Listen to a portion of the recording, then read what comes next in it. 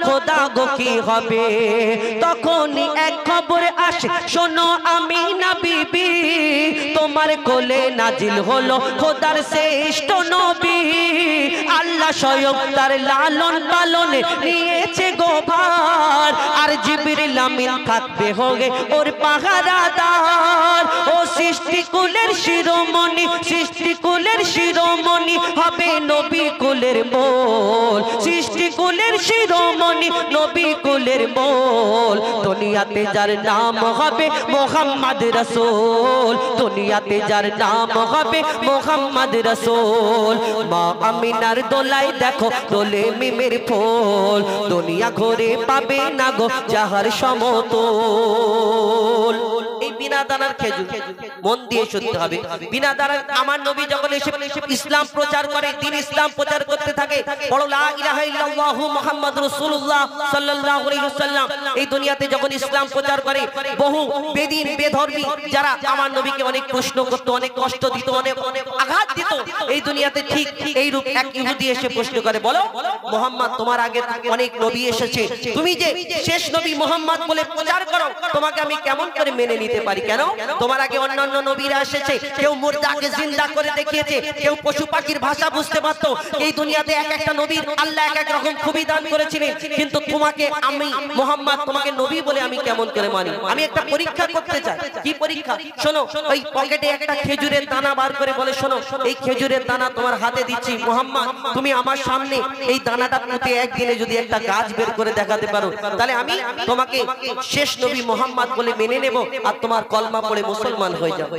ইহুদি যখন এই কথা বলে, আমার নবী সেই খেজুরের দানা নিয়ে মেচকি হেসে বলে, শোনো ইহুদি ভাই, আল্লাহর ইচ্ছায়, আল্লাহর ইশারাতে, আল্লাহর হুকুমে তোমার সামনে এই গাছের দানাটা পুঁতে দিচ্ছি। কালকে শুধু এখানে একটা গাছ হবে না, এখানে গাছ হবে, আর এই গাছেতে খেজুর হবে, সেই খেজুরও তোমাকে খাওয়াবো।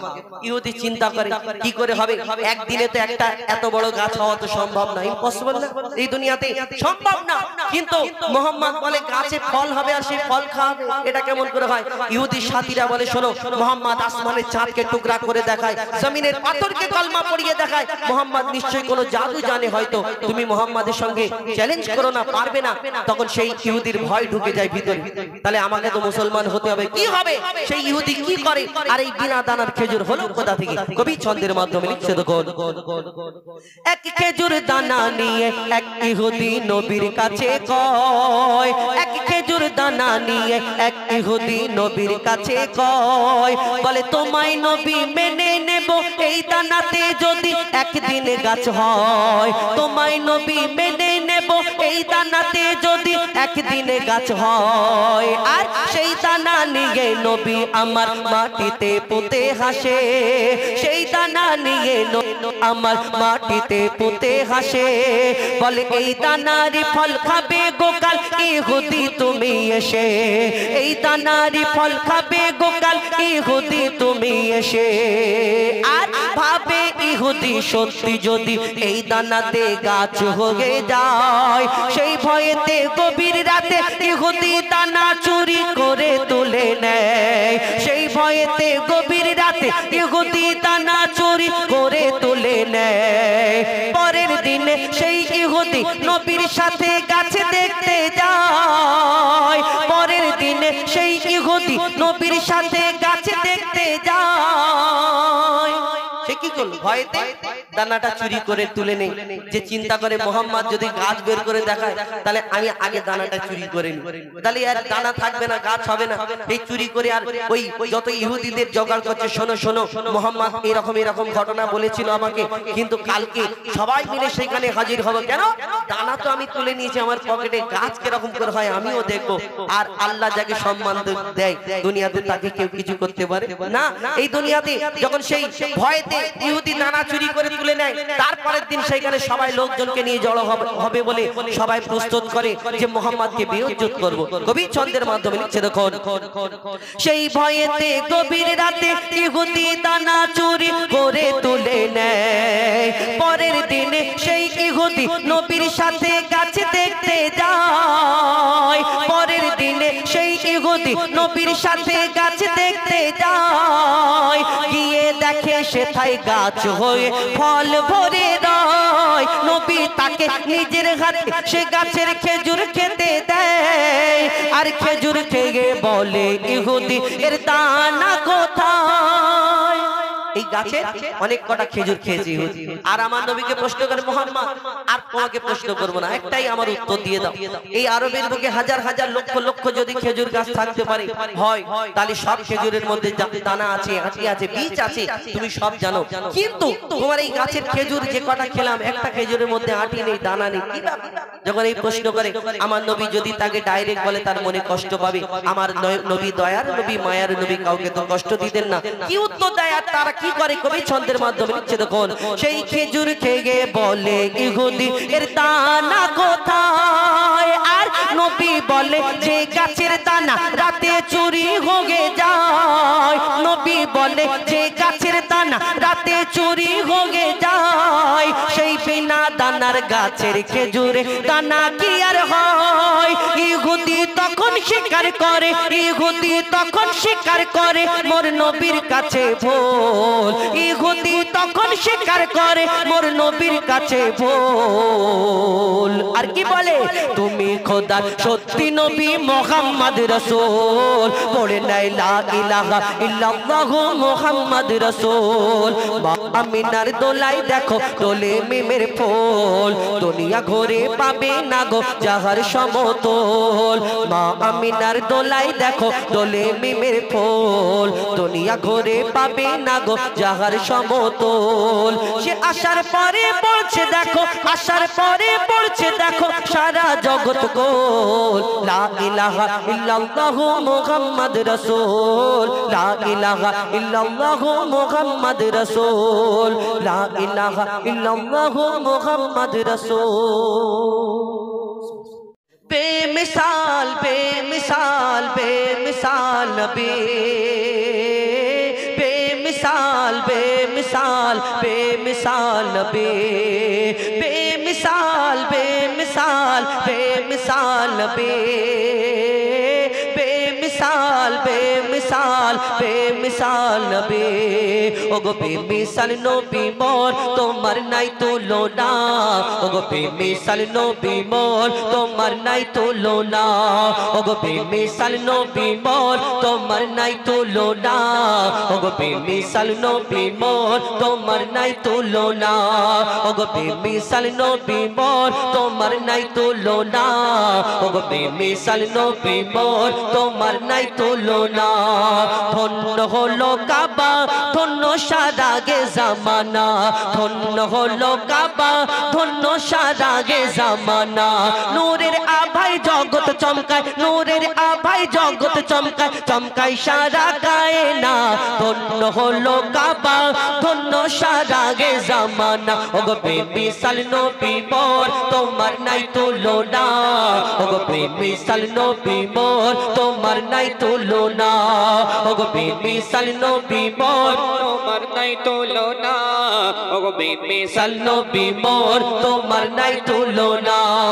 তোমার ওসিলায় শান্ত ধরাই বয়ে বেড়ায় মৃদু বাতাস, বয়ে বেড়ায় মৃদু বাতাস। তোর নীলিমাই চাঁদ সিতারায় বিনা খুঁটিতে রয় আকাশ, বিনা খুঁটিতে রয় আকাশ। তোমার নামের তালে বগে চলে, নামের তালে বগে চলে সাগরে উর্মির মালা। ধন্য হলো কাবা, ধন্য সারাগে জামানা। ওগো বেমিসাল নবী মোর তোমার নাই তুলনা, ওগো বেমিসাল নবী মোর তোমার নাই তুলনা, ওগো বেমিসাল নবী মোর তোমার নাই তুলনা, ওগো বেমিসাল নবী মোর তোমার নাই তুলনা। আল্লাহ ইউসুফ আলাইহিস সালামকে দুনিয়াতে এত সুন্দর করে দুনিয়ার মধ্যে পাঠালেন, জানা রূপ থেকে বিবি জুলাইখা তার প্রেমে ফিদা মগ্ন আমরা জানি। এবং ইউসুফ নবীকে আল্লাহ এত সুন্দর করে পাঠালেন। মিশরের সুন্দরী সুন্দরী নারীরা আপেল কাটতে কাটতে যখন এক ঝলক ইউসুফ নবীর দিকে তাকালে, তারা কখন হাত কেটে ফেললো তারা বুঝতে পারলো না। অর্থাৎ ইউসুফ নবীকে আল্লাহ এত সুন্দর করে দুনিয়ার মধ্যে পাঠালেন। বিবি জুলাইখা তার প্রেমে ফিদা এবং মিশরের সুন্দরী নারীরা আপেল কাটতে গিয়ে হাত কেটে ফেলে। আমার নবীকে দেখে, ইউসুফ আলাইহিস সালামকে দেখে দেখে যদি ইউসুফ নবীকে দেখে যদি তারা আপেল কাটতে কাটতে হাত কেটে ফেলে, কখন হাতে ছোড়া বসে গেল বুঝতে না পারে, তাহলে আমার নবীকে তো আল্লাহ শ্রেষ্ঠ করে ঘোষণা করলেন যদি ইউসুফ নবীর রূপ থেকে হাত কাটে তাহলে আমার নবীকে যদি তারা দেখতো কি করতো। কবি ছন্দের মাধ্যমে আরো কি লিখছে দেখো, ইউসুফ নবীর রূপেতে পড়ে কত নারী কেটেছে হাত, কত নারী কেটেছে হাত, ইউসুফ নবীর রূপেতে পড়ে কত নারী কেটেছে হাত, কত নারী কেটেছে হাত, দেখতো যদি তারা তোমাকে কলিজা কেটে দিত বাদ, কলিজা কেটে দিত বাদ, লাবণ্যময় চেহারা তোমার, লাবণ্যময় চেহারা তোমার, লাবণ্যময় চেহারা তোমার, করি কি রূপের বর্ণনা, ধন্য হলো কাবা, ধন্য সারা গে জামানা, ওগো বেমিসাল নবী মোর তোমার নাই তুলনা, ওগো বেমিসাল নবী মোর তোমার নাই তুলনা, ওগো বেমিসাল নবী মোর তোমার নাই তুলনা, ওগো বেমিসাল নবী মোর তোমার নাই তুলনা, বেমিসাল বেমিসাল বেমিসাল বেমিসাল বেমিসাল বেমিসাল বেমিসাল বেমিসাল বেমিসাল বেমিসাল বেমিসাল বেমিসাল